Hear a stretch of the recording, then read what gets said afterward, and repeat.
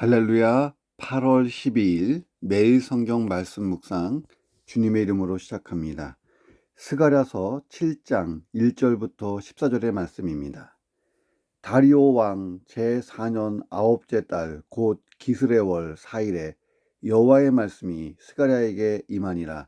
그때에 베델 사람이 사레살과 레겜멜렉과 그의 부하들을 보내어 여호와께 은혜를 구하고 만군의 여호와의 전에 있는 제사장들과 선지자들에게 물어 이르되 내가 여러 해 동안 행한 대로 5월 중에 울며 근신하리이까 하매 만군의 여호와의 말씀이 내게 임하여 이르시되 온 땅의 백성과 제사장들에게 이르라. 너희가 70년 동안 다섯째 달과 일곱째 달에 금식하고 애통하였거니와 그 금식이 나를 위하여 한 것이냐. 너희가 먹고 마실 때에 그것은 너희를 위하여 먹고 너희를 위하여 마시는 것이 아니냐.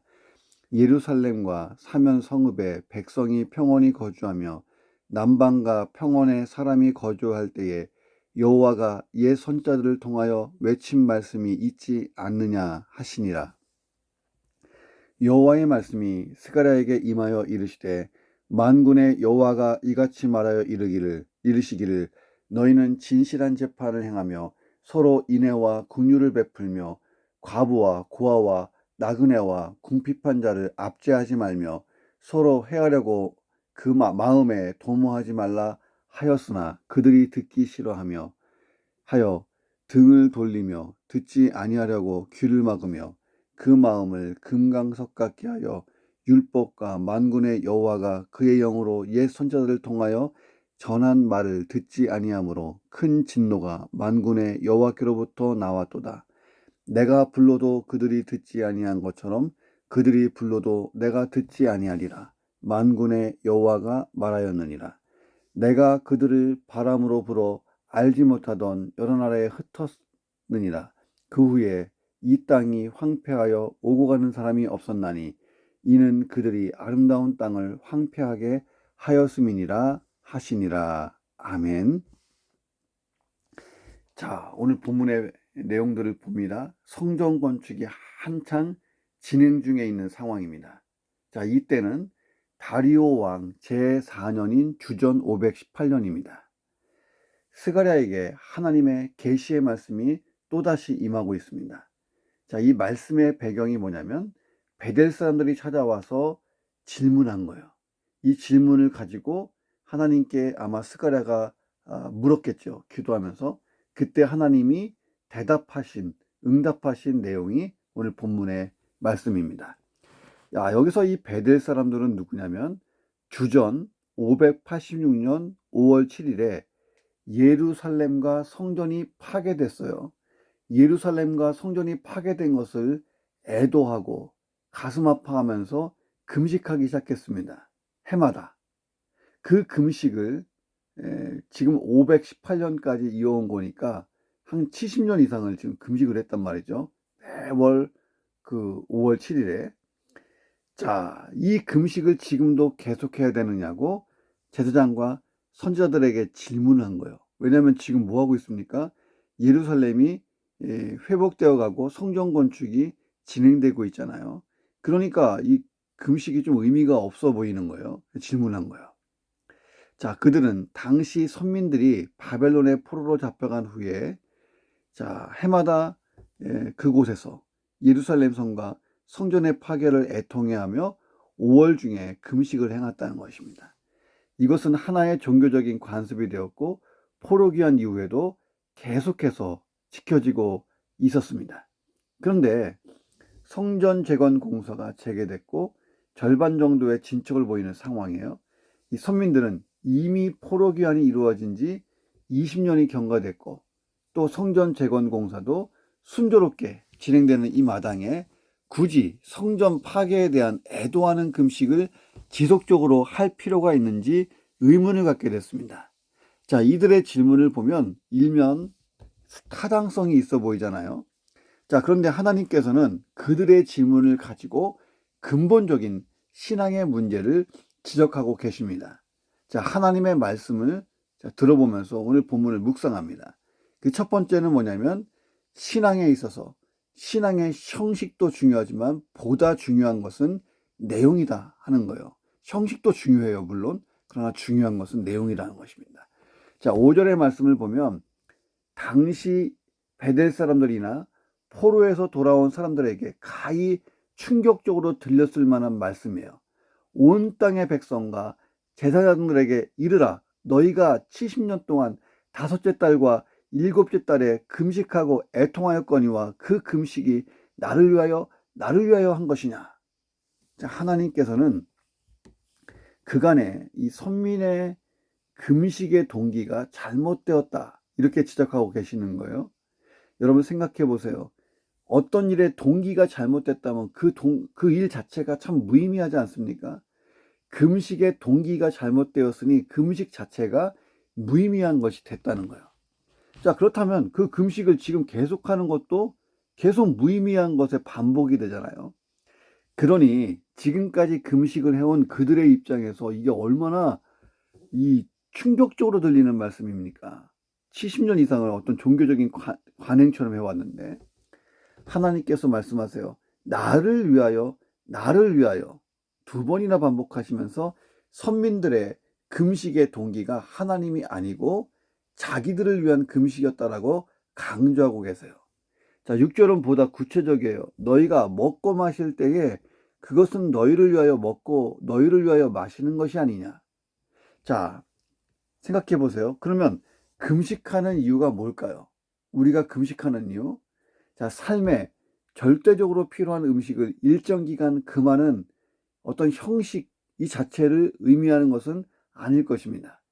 금식에서 가장 중요한 건 뭐냐면 자기 자신을 부정하는 거예요. 자기 자신을 부정. 자, 그래서 금식은 영적으로나 육적으로나 가장 실천하기 어려운 신앙 행동 중에 하나인 것입니다.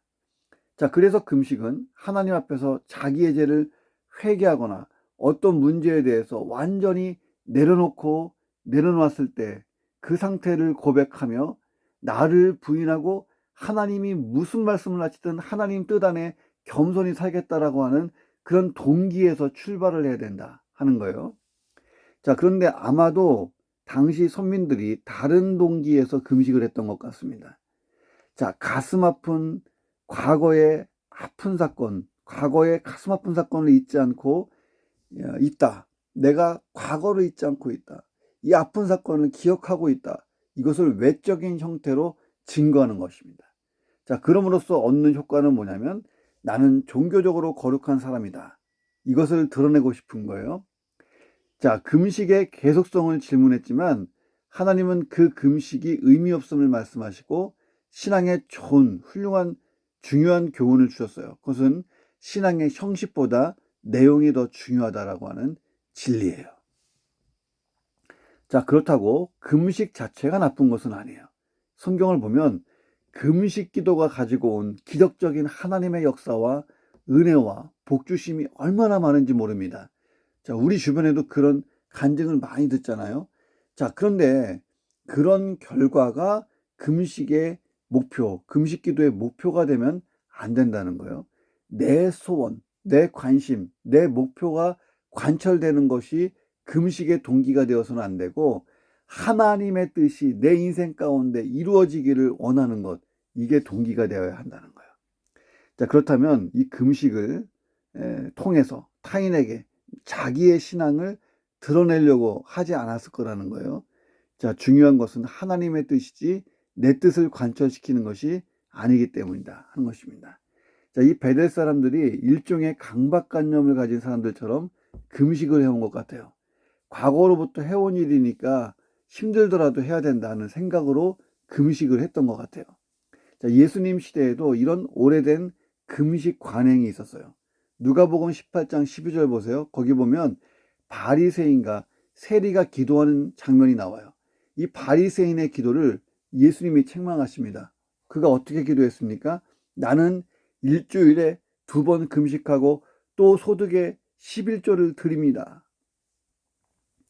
자, 학자들에 따르면 당시 바리새인들은 일주일에 2번을 금식했어요. 월요일하고 목요일에 정기 금식을 했다고 기록되어 있습니다. 자, 7일 가운데 이틀을 금식하는 종교적인 수련, 이게 얼마나 혹독한 것입니까? 칭찬받을 만한 일이고 존경받을 만한 일이잖아요. 자, 그런데 예수님이 이들을 책망하셨어요. 책망하신 이유는 너 왜 금식하냐? 이 금식을 책망한 게 아니라 너 왜 그런 식으로 그런 동기로 금식하냐? 이 동기를 책망하신 거예요. 그들의 금식의 동기가 처음엔 그랬지 않았겠지만 시간이 흐르면서 외식이 된 거예요. 외식, 보여주기식의 금식이 된 거예요. 외식이 금식의 동기가 된 것에 대하여 책망한 것입니다. 예수님은 금식 자체를 책망하신 게 아니에요. 바리새인들은 일주일에 2번을 금식하고 11조를 꼬박꼬박하고 안식일에는 일체 노동을 하지 않고 나름대로 규범을 잘 지키려고 안간힘을 썼어요. 그리고 뭡니까? 스스로 자타공인 의인이라고 생각했어요. 그리고 그렇지 못한 사람들을 정죄하기 시작했습니다. 자, 그러나 예수님은 그들의 신앙생활에 대해서 맹렬한 비판을 가하셨어요.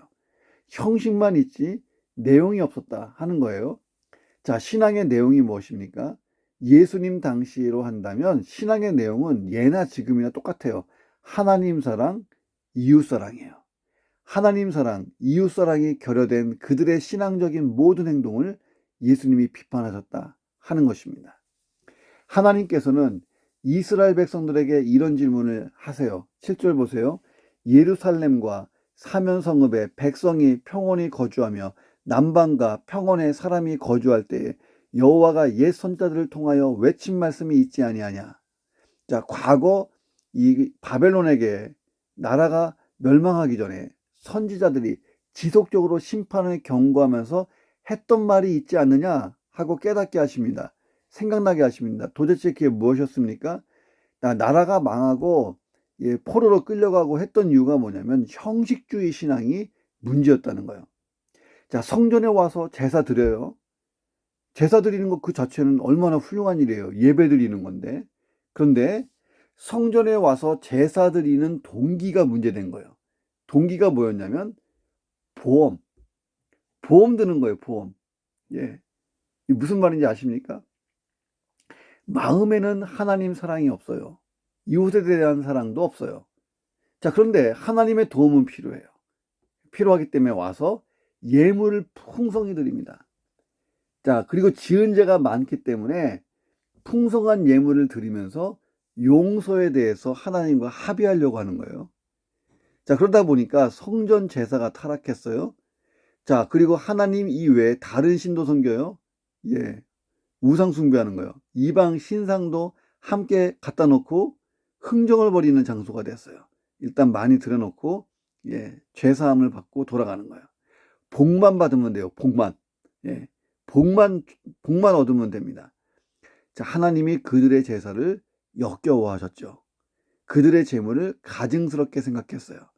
하나님이 참다 못해서 기다리다가 그들이 돌아오질 않으니 급기야 성전을 떠나시고 그들이 철떡같이 믿었던 성전만큼은 파괴당하지 않는다. 성전으로 피하면 안전하다 생각했던 그 안전한 성전이 철저하게 파괴됐고 살육이 성전에서부터 시작돼서 제사장들이 가장 많이 죽습니다.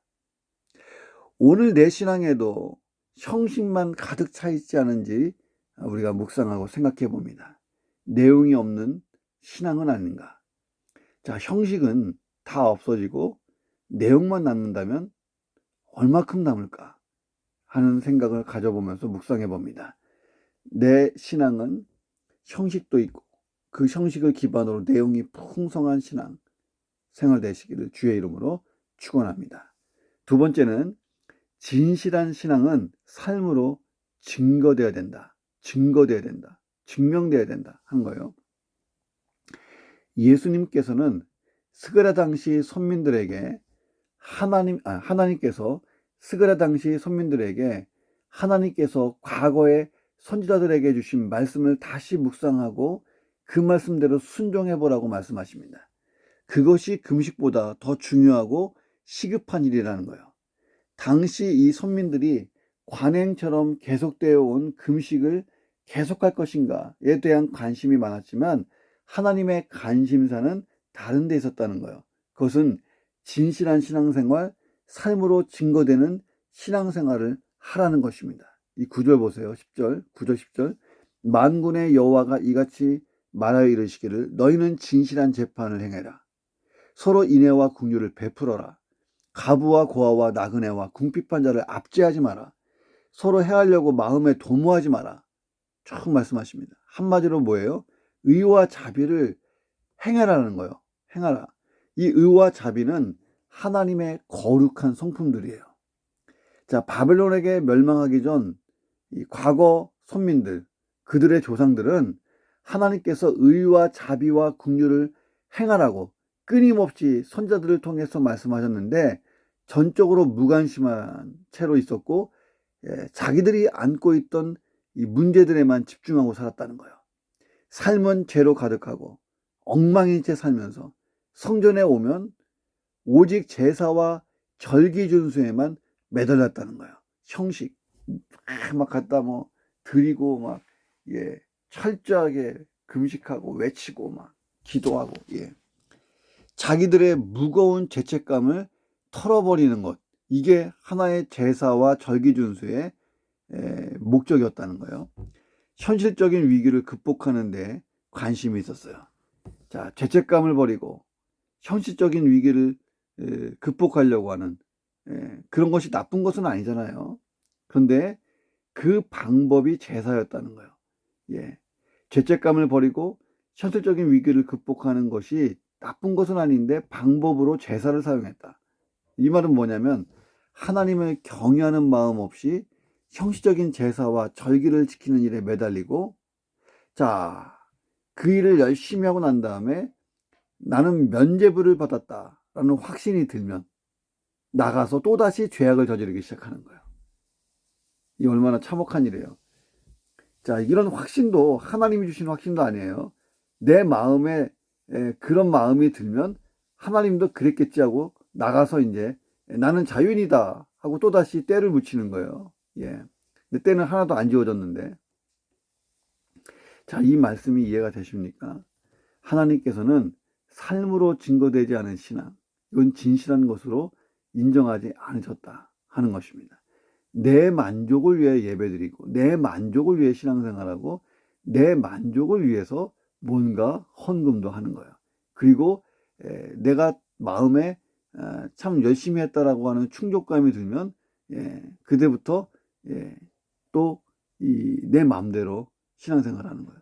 그러다가 조금 이러다가 좀 뭐가 잘못되는 것 같다. 그럼 또다시 하나님께 가서 열심히 하는 것. 그들이 그런 신앙생활을 했다는 거예요. 자, 하나님은 어제나 오늘이나 내일도 동일하세요. 하나님께서 그 시대 이스라엘 백성들에게 요구하셨던 것은 오늘날 내게 요구하시는 것과 다른 게 아니에요. 똑같습니다. 성경은 신앙의 형식을 결코 무시하지 않아요. 그런데 본질이 없는, 진실하지 못한 신앙의 형식은 참 가치 없는 것으로 무시합니다. 예수님이 바리새인에게 하신 말씀을 들어보면 내 신앙은 삶으로 증거되는 것이 중요하다는 거예요. 화 있을진저, 마태복음 23장 23절입니다. 외식하는 서기관들과 바리새인들아, 너희가 박하와 회향과 근체의 11조는 들이되 율법에 더 중요한 바 정의와 긍휼과 믿음은 버렸다. 그러나 근체의 11조, 박하와 회향의 11조도 행하고 더 중요한 정의, 긍휼, 믿음을 버리지 마라. 열심히 행해라 하는 것입니다. 자, 우리가 매주일 드리는 예배, 말씀 묵상 다 좋아요. 그렇게 습관화되고, 그리고 또 이 몸에 뵐 정도로 이게 형식적으로 잘 갖춰진 것 중요합니다.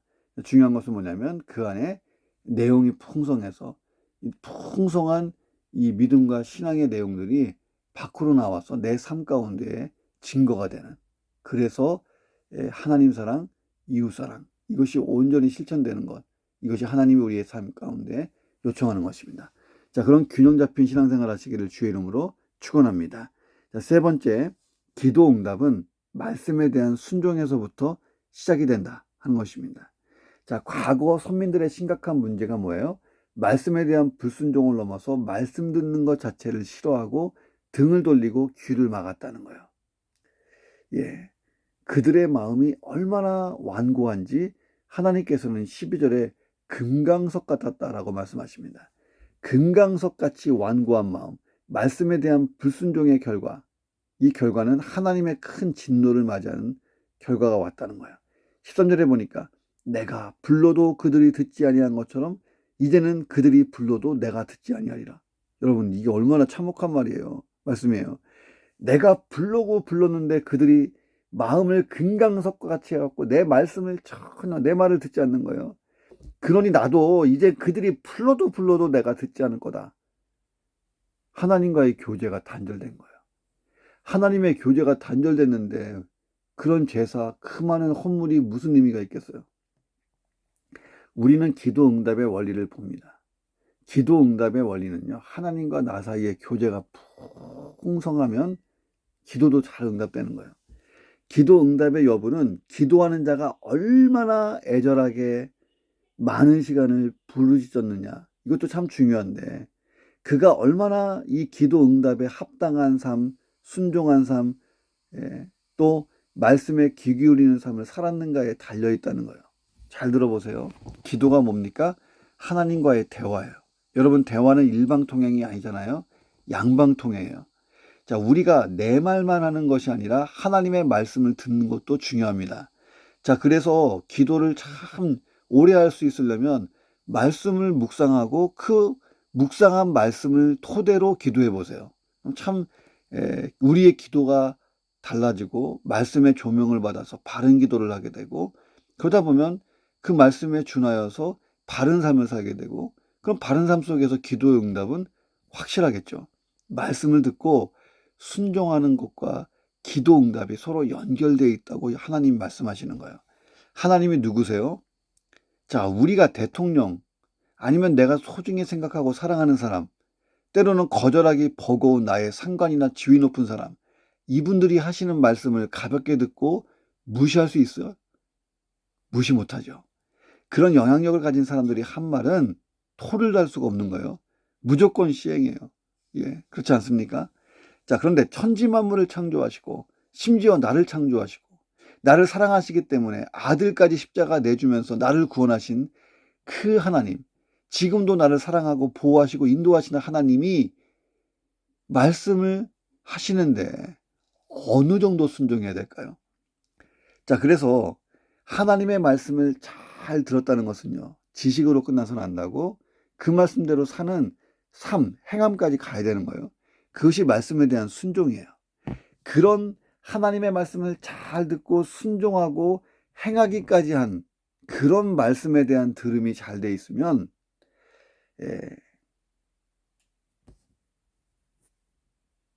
기도도 제대로 한다는 거예요. 말씀에 대한 순종이 잘 되면 기도 응답은 끝난 거나 다름없어요. 왜냐? 내 기도가 어떤 기도가 될까요? 하나님이 듣고 싶어 하시는 기도, 하나님이 응답하시는 기도를 드리게 돼요. 자, 그래서 우리가 말씀을 묵상하면 성령님이 우리를 조명하세요. 말씀을 잘 깨닫게. 자, 그 말씀이 잘 깨달으면 하나님이 어떤 분인지를 잘 알게 되잖아요. 하나님이 어떤 분인지 잘 알게 되면 바른 구함, 바른 간구, 바른 기도를 하게 된다는 거예요. 자, 그래서 말씀과 기도는 항상 같이 가야 돼요. 자, 성경에 보면 하나님이 다윗이 일일이 구하지 않았는데 알아서 막 다 주셨어요. 그 이유가 무엇입니까? 다윗이 말씀을 묵상하고 그 말씀대로 살기를 발버둥 쳤어요. 오죽이나 다윗이 말씀했냐면 하나님이 다윗은 내 마음에 꼭 들어. 여러분, 어떤 자녀가 제일 귀엽고 이쁩니까? 부모님 말씀을 심쉽게 생각하고, 그리고 또 그 말씀을 따라서 잘 사는 자녀들이잖아요. 하나님은 다윗을 보니까요, 말씀을 묵상하고 주야로 말씀을 묵상하고 그 말씀대로 살고 있어요. 그러니 다윗이 얼마나 이쁘겠어요. 그래서 그 말씀에 대한 풍성한 축복을 주는 거예요. 말씀이 가지고 있는 축복.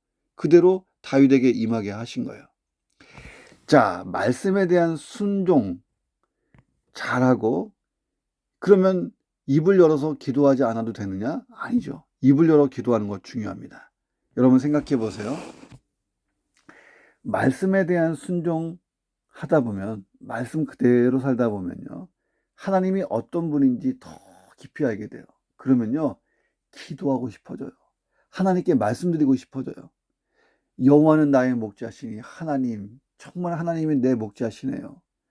저는 깜빡깜빡 내 목자는 돈이라고 생각했고, 내 목자는 나보다 영향력 있는 어떤 단체, 우리 회사, 또 어떤 상관, 또 우리 부모님, 심지어는 내 자식이라고 생각했는데 하나님이 나의 목자시군요.